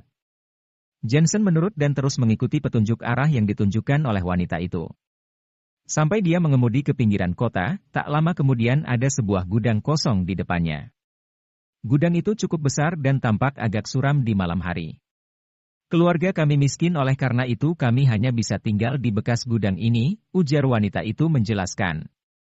Jensen mengangguk, kemudian menghentikan mobilnya lalu mengikuti wanita itu masuk ke dalam gudang. Jensen agak cemas karena dia ingin cepat-cepat menyembuhkan pasien dan bergegas kembali menuju kencannya. Setelah memasuki gudang Jensen menemukan bahwa tidak ada apa-apa di dalamnya, yang membuatnya sedikit terkejut wanita itu berteriak, "Dr. Jensen, tunggu sebentar aku akan memanggil nenekku." Setelah itu, wanita itu berlari ke depan gudang, akan tetapi begitu dia pergi dari pintu lain tiba-tiba terdengar suara gemuruh di sekelilingnya. Boom! Hanya melihat 4 tembok gudang tiba-tiba runtuh dan setiap fondasi bangunan itu terbuat dari batang baja yang tebal. Hahaha, Jensen, akhirnya kamu jatuh ke tanganku. Pada saat yang sama, terdengar suara yang tidak asing dari luar gudang, dan ternyata itu adalah Tom Chester. Hanya melihat berdiri di dekat jendela gudang dan sambil menatap Jensen dengan sinis.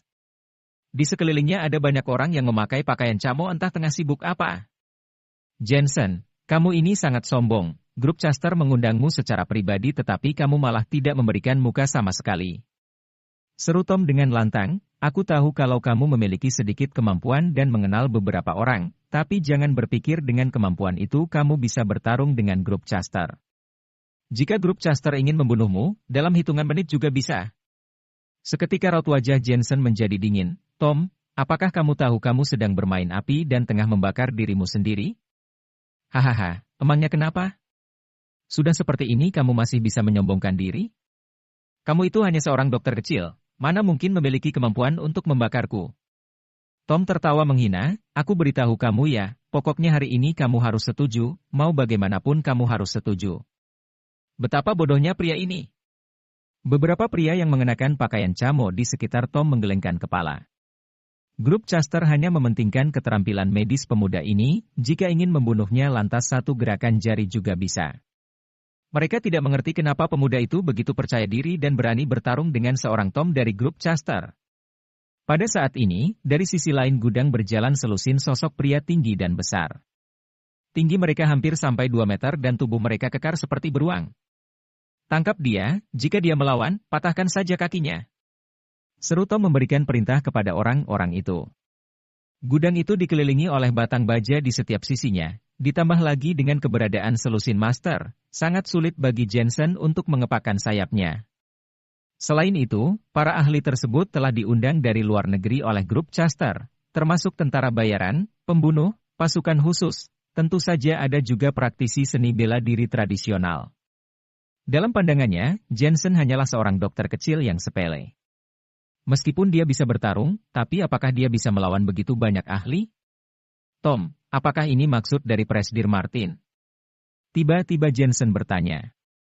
Lelucon, memang kamu memenuhi syarat untuk membiarkan ayahku turun tangan? Aku sendiri juga sudah cukup, Jensen bukankah kamu juga sangat sombong di kapal pesiar waktu itu? Sekarang coba menyombong lagi di hadapanku, tanya Tom sambil terkikik. Raut wajah Jensen menjadi semakin jelek. Apakah ini sikap yang pantas untuk memohon perawatan medis? Kemudian dia bertanya dengan nada yang dingin, kamu sedang mencari masalah untuk keluarga Chester, MU. Setelah berhenti sejenak Jensen, tiba-tiba dia teringat akan sesuatu, boleh tidak aku menyelesaikan masalah grup Chester ini di lain waktu? Tiba-tiba dia teringat akan kencannya bersama Elena. Meskipun dia tidak menganggap orang-orang ini penting, tetapi ada banyak orang yang menjadi lawannya. Selain itu gudang juga terkunci, oleh karena itu, jika Jensen ingin keluar, maka dia akan membutuhkan waktu lama. Apa kamu sedang memohon kepadaku? Huhu, aku pikir kamu ini kuat, tapi alhasil kamu hanya bisa meringkuk seperti burung, coba memohon kepadaku dengan keras. Kalau aku, tuan muda ini senang, belum tentu juga akan mengeluarkanmu. Tom mengira Jensen akan takut, maka daripada itu dia hanya tertawa gembira. Aku sudah ada janji dengan seseorang, gertak Jensen dengan marah. Haha, Jensen kamu sudah ada janji dengan Elena kan? Baiklah aku akan membantumu menepati janji. Tiba-tiba, terdengar suara yang akrab dan melihat Ervan perlahan muncul di samping Tom. Benar saja ternyata masalah ini ada hubungannya dengan dia. Melihat penampakan ini Jensen semakin marah. Ervan tertawa terbahak-bahak dan lalu bergegas mengendarai mobil dan pergi. Jensen, jangan khawatir, istrimu akan aku jaga dengan baik. Aku berikan kalian waktu 1 jam, jika dia tidak patuh, langsung lumpuhkan saja dia, dan segera bawa dia pulang ke grup Chester. Tom meminta beberapa orang untuk mengambilkan dia meja, kemudian menyesap anggur merah sambil menyantap steaknya. Selain itu di atas meja juga sudah ditaruh alarm persis seperti tinggal menunggu waktu. Emosi Jensen pun semakin mendidih saat melihatnya, lalu dia melihat ke depan lagi dan menemukan bahwa mereka semua adalah seorang ahli seni bela diri yang kekuatannya ada di tingkat kuning menengah senior dan tingkat Chuan awal. Aku harus menyelesaikan mereka semua dalam 1 jam. Jensen diam-diam membuat keputusan. Hei bocah, grup Caster telah mengeluarkan banyak uang untuk mengundangmu berkunjung, tapi kamu malah tidak tahu diri, bukankah itu tidak sopan? Sebaiknya kamu berlutut saja dengan patuh dan pergi bersama kami ke grup Caster sekarang juga, dengan begitu kami juga tidak akan menyerangmu. Pada saat ini, seorang pria berambut kuning dan bertubuh kekar bagai beruang berseru. Meskipun pria ini tampak seperti orang Rusia, tapi dia dapat berbicara sedikit bahasa Hwasia. Menyingkir. Dengan itu aku tidak akan menyerang. Timpal Jensen dengan dingin. Semua orang saling memandang satu sama lain, kemudian tertawa terbahak-bahak, bocah kecil dengan lengan kurus dan kaki jenjang ini benar-benar berani mengancam mereka. Perlu diketahui, grup Caster telah mengeluarkan banyak uang hanya untuk mengundang mereka, mana ada dari mereka yang tidak memiliki reputasi di dalam ataupun luar negeri. Beberapa dari mereka bahkan ada yang berpartisipasi dalam kompetisi Hercules, ada yang telah selamat dari medan perang di Timur Tengah, ada yang menjadi pengawal terkenal di luar negeri, serta menspesialisasikan dirinya dalam melindungi seorang tiran besar. Kode 339. Bocah kuning, tubuhmu sangat kurus tapi ucapanmu liar sekali. Ya sudah, tunggu saja aku akan mematahkan kakimu, kamu akan tahu apa itu rasa sakit. Pria Rusia itu memberikan tatapan yang remeh kepada Jensen, sambil terus menggelengkan kepalanya, lalu bergegas menuju Jensen dengan langkah-langkahnya yang besar persis seperti beruang. Hei, Nomanov, aku juga kuning. Apa kamu sedang membicarakanku? Seru orang Hwasia yang berada di belakangnya dengan nada tidak puas. Hehe, kamu kan bukan lagi berkewarganegaraan Hwasia, jadi tidak dihitung. Aku ini sedang berbicara tentang pria sakit berkebangsaan Hwasia ini. Pria itu masih tidak berani meremehkan orang Hwasia, tapi sangat meremehkan Jensen. Bocah, sepertinya kamu harus menambah asupan nutrisi lagi, lengan yang teramat tipis ini tampaknya tidak akan bisa menghentikan pukulanku, bahkan kepalanku ini ditakuti oleh para beruang. Yang membuatnya terkejut adalah Jensen masih berdiri di sana tanpa bergerak sedikit pun. Mungkinkah dia ketakutan? Pria itu segera menghampiri Jensen, lalu hendak menaparnya keras-keras dengan telapak tangannya. Karena dia tidak berani membunuh Jensen, jadi niat awalnya adalah mematahkan lengan Jensen. Bug. Pada saat ini, Jensen mulai bergerak, dengan profounkinya, telapak tangan dan tiba-tiba meluncurkan tinju. Terdengar bunyi barang jatuh seperti karung pasir berat yang menghantam tanah. Tak lama beberapa saat kemudian terdengar suara teriakan yang memekakkan telinga. Hanya terlihat pria yang tingginya lebih dari 2 meter dengan otot yang kekar itu meringkuk kesakitan, seolah dia telah tersungkur karena ditonjok dengan kuat. Pemandangan itu membuat semua orang yang berada di sana terkejut. Apa? Orang-orang yang berada di kejauhan menyipitkan mata mereka. Nomanov adalah pria yang sangat kuat, bahkan dia mengaku memiliki kekuatan beruang. Tapi ketika berkelahi dengan pemuda ini, kenapa malah lengannya yang patah? Hanya dengan kemampuanmu sudah ingin meremehkan orang Hwasia? Pada awalnya suasana hati Jensen memang sudah tidak baik. Amarahnya pun semakin membuncah saat mendengar ucapan kasar yang dilontarkan oleh para pria ini. Hanya terlihat, Jensen menendangnya tanpa menunjukkan belas kasihan dengan kaki yang sudah dimobilisasi dengan profounkinya, membuat satu kaki biasa menjadi luar biasa kuatnya. Bug.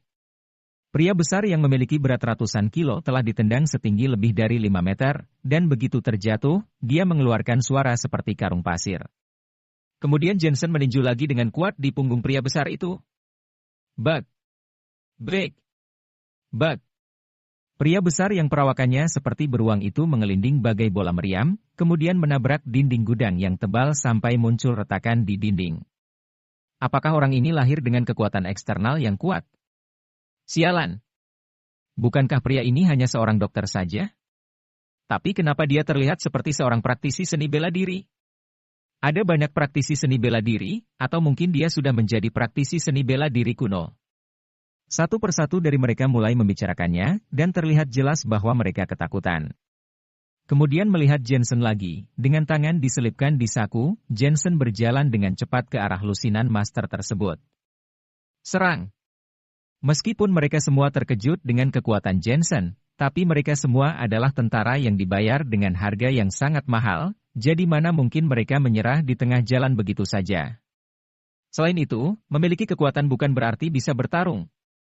Aku adalah juara tinju barat, aku akan memperlihatkan kepadamu seberapa cepat pukulanku. Seorang pria berkulit pembunuh malam dan mengenakan sarung tangan segera mengepalkan tangan, kemudian dengan langkah yang terhuyung-huyung dia berjalan ke arah Jensen. Bug. Namun setelah meninju, tinjunya tidak dapat ditarik kembali, alasannya karena tinju itu telah ditangkap oleh Jensen. Menyingkir.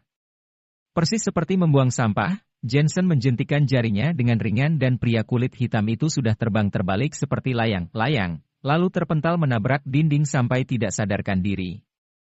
Pada saat ini, ada alat pembunuh tiba-tiba muncul, ternyata itu berasal ahli dari pasukan khusus asing. Orang ini jelas sangat pandai bersembunyi, kemudian Jensen memberikan pukulan yang fatal.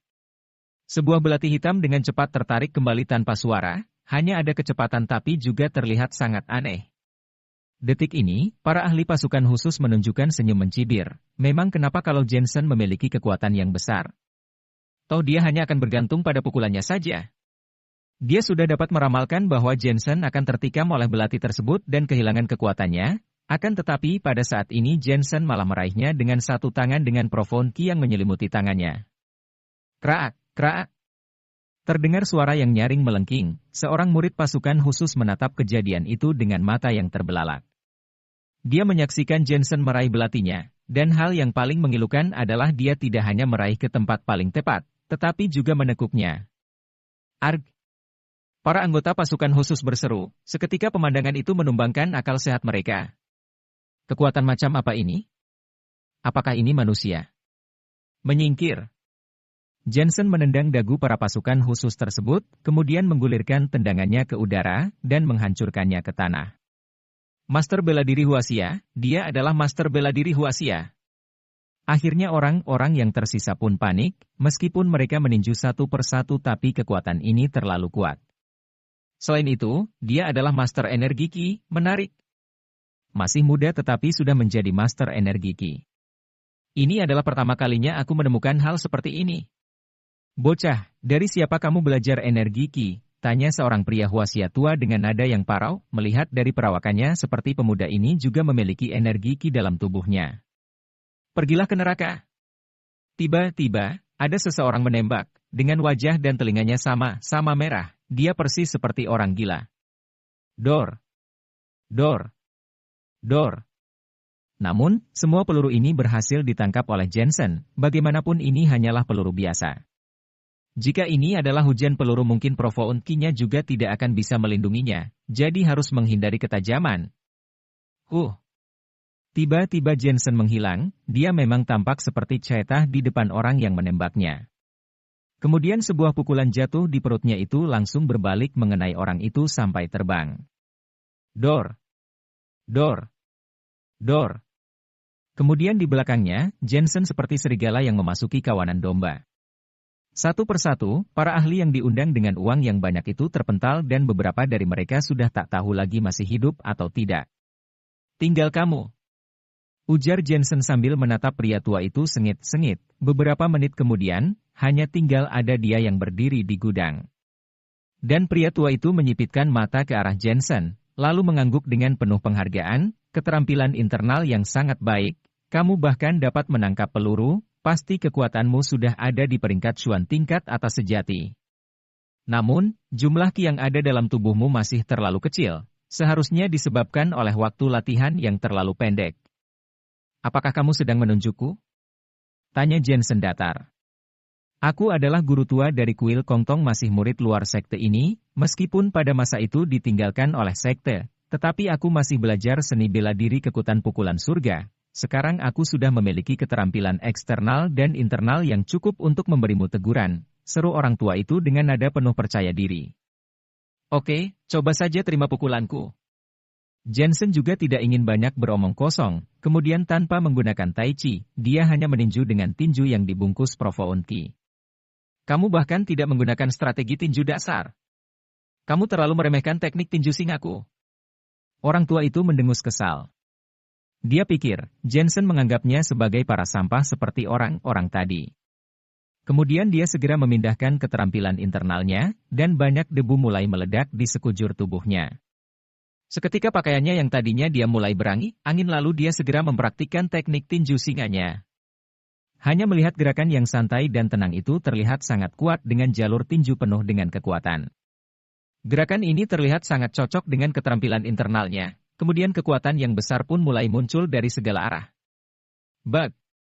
Dua tinju itu bersentuhan. Alhasil hanya ada ketegangan, dan hanya melihat sosok orang tua itu terpental keluar dengan seluruh pergelangan tangannya yang hancur.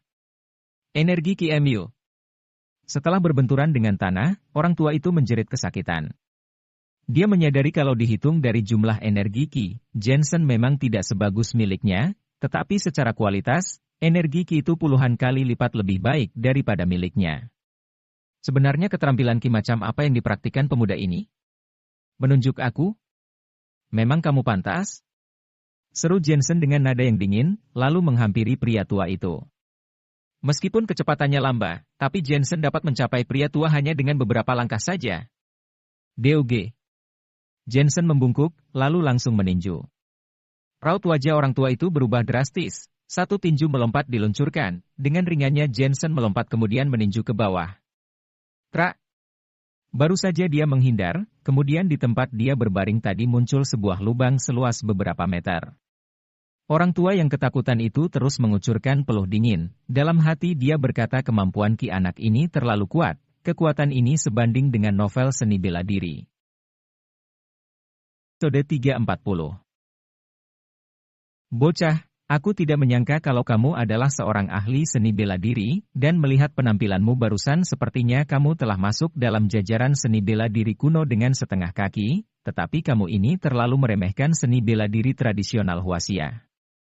Praktisi seni bela diri tidak hanya harus mengenal tinju, tetapi juga kaki dan keterampilan ringan termasuk salah satunya. Kemudian pria tua itu berdiri dengan teguh sambil berkata dengan nada yang datar, aku Raja Tinju Singa melindungi puluhan orang kaya di luar negeri, aku juga untuk merebut kepala musuh dari puluhan ribu orang. Keterampilan ringanku juga tidak buruk, selain itu sangat unik juga. Tersirat banyak kesombongan dari suaranya, seolah mengatakan bahwa dirinya telah mempelajari seni bela diri selama puluhan tahun, hingga dapat memiliki prestasi saat ini, tentu saja bukan hanya mengandalkan tinju saja. Namun ketika dia baru saja selesai berbicara, wajah pria itu juga langsung berubah secara drastis karena Jensen telah menghilang tepat saat dirinya menatapnya. Kamu bilang keterampilan ringan. Pada saat yang sama terdengar suara yang sarkastik datang dari belakangnya. Sial! Orang tua itu berteriak, lalu segera menggunakan keterampilan ringannya untuk melarikan diri. Sebelumnya dia telah mendeteksi sosok, mungkinkah karena keterampilan ringan? Dengan cepat dia berkedip dan bergerak, secepat burung di awan. Namun tak lama kemudian, dia menyadari ada sosok bayangan mengikutinya, itu adalah Jensen. Hanya melihat Jensen membawanya dengan satu tangan, jika dia dapat berjalan dengan baik lantas dia akan beriringan dengan sosok itu. Keterampilan ringan macam apa yang kamu gunakan?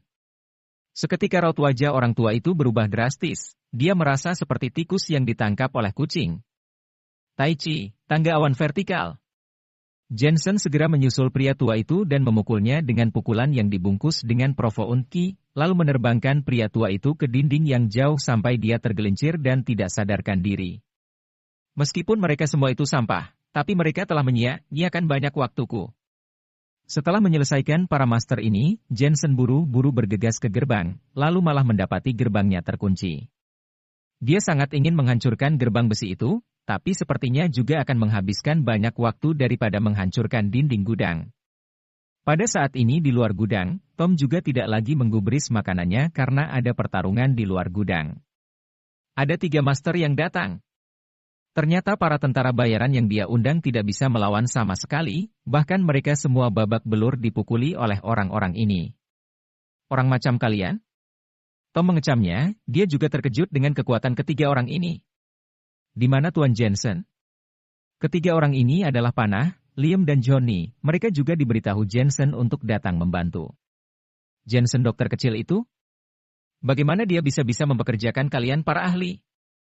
Tom bahkan merasa lebih ketakutan, tapi tiba-tiba mencibir. Aku sarankan kalian jangan sembarang membuat onar di sini, Jensen sedang diberi pelajaran oleh orang-orangku.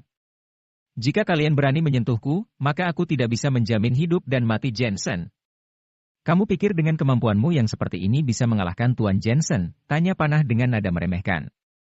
Sial, jenis mata apa yang kamu punya? Aku adalah salah satu dari 4 tuan muda kota Asmenia. Apakah Jensen bisa dibandingkan denganku? Tom merasa seperti diremehkan. Kemudian dia murka dan berseru, Jensen telah dikepung oleh selusin master yang aku undang. Saat ini kedua kakinya sepertinya sudah hancur, Jensen itu sama saja seperti kentut. Grup. Tepat pada saat ini terdengar suara yang familiar, hanya melihat gudang runtuh itu bergetar, hal ini sangat membuat Tom ketakutan. Bug. Break. Bug. Setelah terdengar suara berturut-turut dari luar, dinding tebal itu pun pecah, dan di antara debu beterbangan, sesosok bayangan perlahan keluar lalu menghadap ke gerbang besi batang baja, dan tangannya diletakkan di atas batang baja. Sial! Tom tercengang sampai tubuhnya gemetar ketakutan. Bagaimana bisa ada orang seperti itu, atau apakah Jensen ini bukan manusia? Tuan Tom, cepat pergi, kami semua gagal menghalanginya. Dia berasal dari dunia seni bela diri. Raut wajah para tentara bayaran di sekitarnya juga berubah drastis. Kemudian mereka segera mendesak Tom untuk segera naik mobil dan lekas pergi, dengan seluruh kekuatannya menahan mobil Jensen. Namun pada kenyataannya, mereka juga sangat ketakutan. Mereka telah lama mendengar bahwa ada banyak ahli bela diri kuno di Huaxia, dan ada seorang ahli tak tertandingi yang sudah berlatih seni bela diri, tetapi mereka selalu merasa bahwa itu hanyalah sekadar lelucon belaka.